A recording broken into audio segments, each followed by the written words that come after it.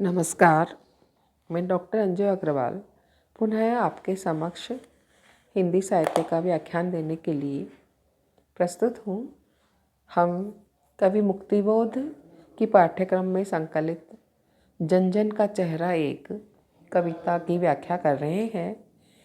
और जैसा कि पिछले व्याख्यान में भी मैंने बताया था आपको कि गजानन माधव मुक्तिबोध बहुमुखी प्रतिभा के धनी हैं और नई कविता के कवियों में अपना महत्वपूर्ण स्थान रखते हैं। ये सामाजिक विषमता और अन्याय के विरोधी और मार्क्सवादी जीवन दृष्टि से संबलित है। इनकी कविताओं में व्यक्तिवादी चेतना के साथ हमको जीवन संघर्ष और जटिलताओं की सहज अनुभूति दिखाई देती है। मानव मार्क्सवाद से लेकर के प्रगतिवाद और प्रयोगवाद तक के दर्शन हमको इनके काव्य में हो जाते हैं। तो जन जन का चेहरा कविता भी मुक्तिबोध है इनकी समानतावादी दर्शन पर आधारित है, जिसमें इन्होंने संपूर्ण संसार के देश समाज विभिन्न जितने भी लोग रहते हैं किसी भी धर्म के हों, कोई सब उनका खान पान हो, रहन सहन हो, कैसा भी उनका भौगोलिक परिवेश हो, लेकिन इन सब का मानवीय जो चेहरा है वो सब एक है। तो उसी एकता की बात कवि मुक्तिबोध ने जन जन का चेहरा एक शीर्षक में अभिव्यक्त किया है।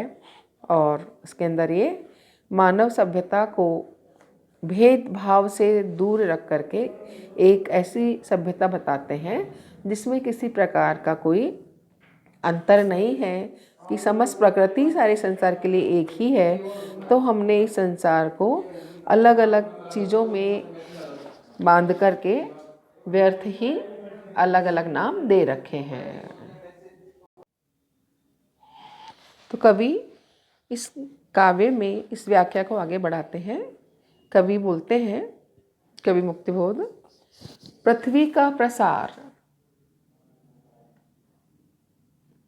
अपनी सेनाओं से किए हुए गिरफ्तार, गहरी काली छायाएं पसार कर खड़े हुए शत्रु का काले से पहाड़ पर, काला काला दुर्ग एक, जन शोषक शत्रु एक, आशामयी लाल किरणों से अंधकार, चीरता सा मित्र का स्वर्ग एक, जन जन का मित्र एक, विराट प्रकाश एक, क्रांति की ज्वाला एक, धड़कते वक्षों में है सत्य का उजाला एक, लाख लाख पैरों की मोच में है वेदना का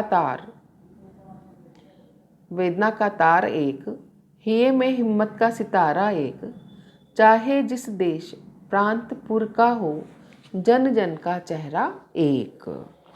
तो यहाँ पर वही मानव सभ्यता की परिपूर्णता की बात कर रहे हैं मुक्तिबोध। कवि मुक्तिबोध कहते हैं कि सारी पृथ्वी का प्रसार विस्तृत है, परंतु मानव सभ्यता के कुछ शत्रु अपनी सेनाओं के बल पर इसकी सीमाओं को सीमित कर रहे हैं। अर्थात संसार तो अपने आप में एक ही है। सीमाएं ईश्वर ने, या सीमाएं जो है वो व्यक्ति की बांटी हुई है, यह सीमाएं अपने आप में प्रकृति ने नहीं बनाई है।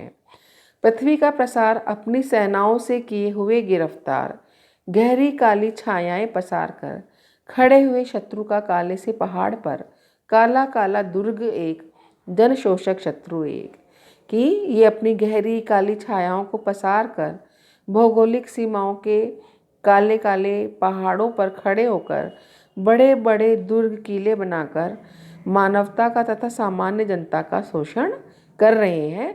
अर्थात लोगों ने ही, स्वयं ने ही अपने सेनाओं के बल पर, सेनाओं के ही लोगों को गिरफ्तार करके ये समस्त सीमाएं बना ली हैं। वास्तव में सब जन शोषक हैं। इस संसार में जनता एक वर्ग है और जनता के शोषक दूसरे वर्ग हैं, कि जितने भी जन शोषक हैं वे सब एक हैं और उनका कार्य सबका एक सा ही है। तो यहाँ पर मुक्तिबोध ने इस विश्व में, इस संसार में दो ही वर्ग बताए हैं, एक है शोषक वर्ग और दूसरा है शोषित वर्ग। तो कवि कहते हैं कि आकाश में व्याप्त अंधकार को चीरता हुआ तथा अपनी आशामयी लाल किरणों को पसारता हुआ स्वर्ग का मित्र सूर्य एक है। वही धरती के जन जन का भी एक अद्वितीय मित्र है। उसका विराट प्रकाश तथा क्रांति की ज्वाला भी एक है। इस संसार में समस्त मानवों के धड़कते हृदयों पर सत्य का आलोक भी एक जैसा है। अर्थात हर व्यक्ति पर सत्य का प्रभाव पड़ता है, सत्य उसको प्रकाशित करता है। तो सत्य का जो प्रभाव मनुष्य पर है, इस संसार के हर मनुष्य पर वह प्रभाव एक सा ही पड़ता है। साथ ही वेदना का, व्यथा का जो तार है, लाख लाख पैरों की मोच में है वेदना का तार एक, कि जिस भी व्यक्ति के जैसा भी अगर उसके पाँव में मोच पड़ती है, लाखों लाख लोग हैं इस संसार में, लेकिन अगर किसी के पैरों में मोच आती है तो उसकी वेदना का तार भी एक सा ही है। अर्थात ऐसा नहीं है कि किसी व्यक्ति को कोई एक प्रकार का दुख आया है तो उसकी भावनाएं किसी की अलग होगी और किसी दूसरे की भिन्न होगी। यहाँ पर मुक्तिबोध कहते हैं कि दर्द की पीड़ा, वेदना की पीड़ा संसार के हर व्यक्ति में एक सी ही है। उस वेदना का, उस व्यथा का, उस दर्द का तार इस संसार में जिस व्यक्ति को वो वेदना हुई है उसको वैसी ही वेदना महसूस हुई है जैसे कि दूसरे व्यक्ति को महसूस हुई है।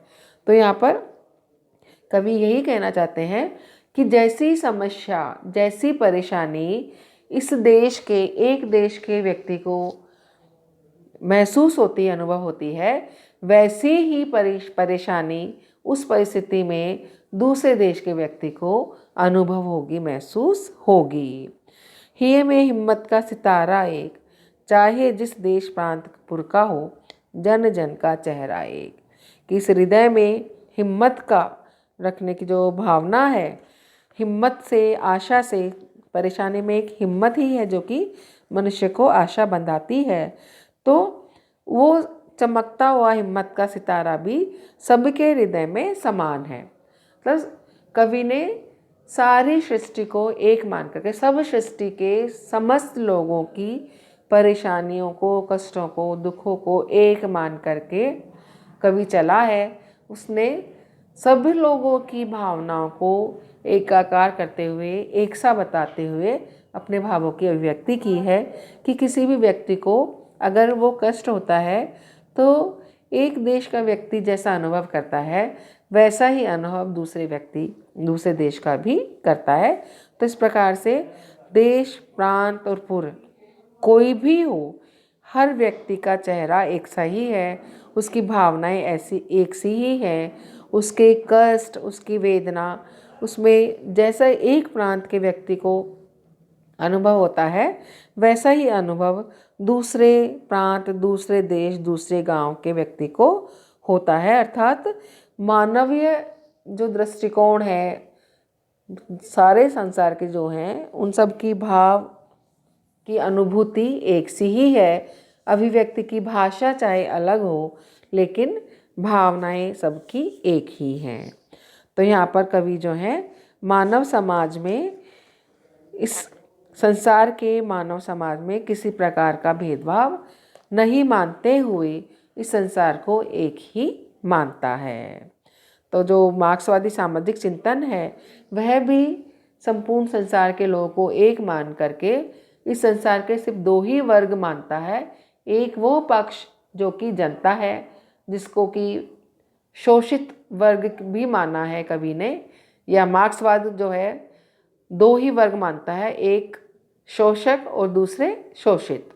एक शोषक वर्ग है पूंजीवादी वर्ग, दूसरा शोषित वर्ग है जो कि सर्वहारा वर्ग या श्रमिक वर्ग, जिसको हम कह सकते हैं आज का आम जो वर्ग है उसको वो शोषित जन सामान्य वर्ग मार्क्सवाद के हिसाब से आज के आम व्यक्ति को शोषित वर्ग माना जाता है, जो कि सर्वहारा है।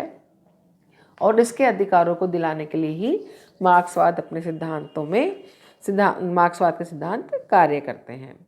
तो मुक्तिबोध की भाषा बहुत ही सरल है, भावपूर्ण है, प्रस्तुत प्रतीक और अप्रस्तुत विधान इन्होंने बड़े ही सुंदर इसमें डाले हैं। आज के व्याख्यान में हम इतना ही करेंगे। कल इस व्याख्यान को आगे बढ़ाएंगे दूसरे व्याख्यान में। धन्यवाद।